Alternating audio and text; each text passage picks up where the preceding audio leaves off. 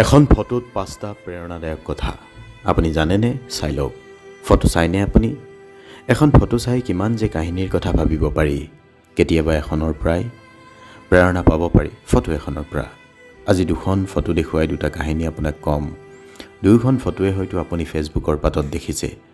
এই যি ফটোখন এইমাত্ৰ আপুনি দেখিলে, কি ভাবিছে বাৰু? ট্ৰাকত উঠাত হাতীটোক সহায় কৰি দিছে এজন মাউতে। মাউতজন চাগে আপোনাৰ চিনাকি। কিন্তু মানুহ এনেকৈ হাতী এটা খেচুকি ট্ৰাকত উঠাব পৰা শক্তিৰ অধিকাৰী নেকি? নাই, নহয়। আপুনিও জানে, আমিও জানো। কিন্তু সদায় পোৱা মাউতজনৰ হাতখনে হাতীটোক কি সহায় কৰিলে? আচলতে ট্ৰাকখনত উঠিব পৰাকৈ হাতীটোৰ নিজৰেই শক্তি আছে।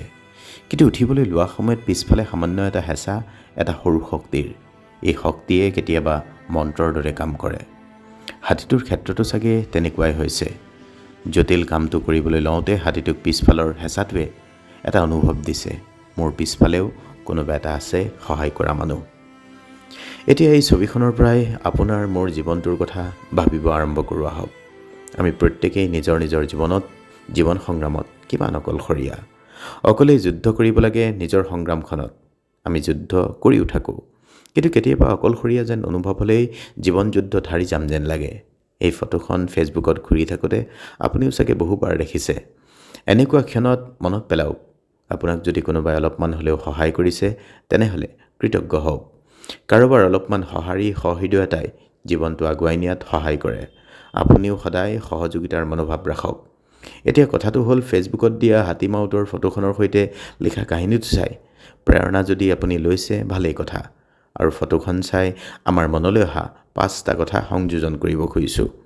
এই 5টা কথাই আপোনাকো কিছু উৎসাহী কৰি তুলিব পাৰে। নম্বৰ 1, যিকোনো বিপদৰ সময়ত পোৱা সৰু এটা সহায়ো আজীৱন মনত ৰৈ যায়।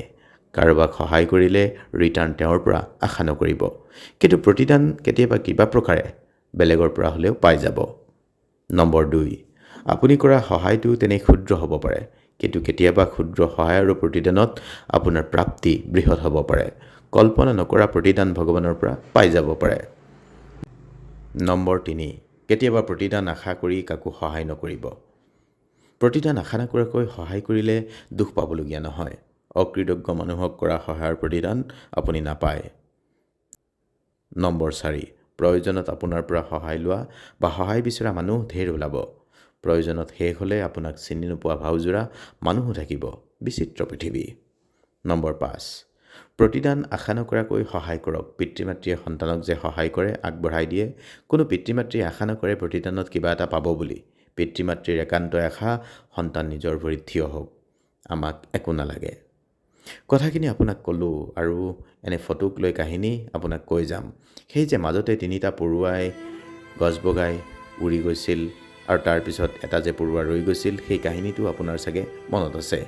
এনেকুৱা কাহিনী আমাক শিকায়, যেতিয়া প্ৰয়োজন শেষ হৈ যায়, তেতিয়া আৰু আপোনাৰ একোৱেই প্ৰয়োজন নাথাকে। কিন্তু আপোনাৰ সৈতে ভাগ বতৰা কৰিবলৈ আৰু বহু কাহিনী আছে। ফটো চাইও কাহিনী কম, অন্য কাহিনীও কম। ছাবস্ক্ৰাইব কৰি থ'ব, বেল আইকন দবাই থ'ব। আমি আপোনাৰ লগত আছোঁ।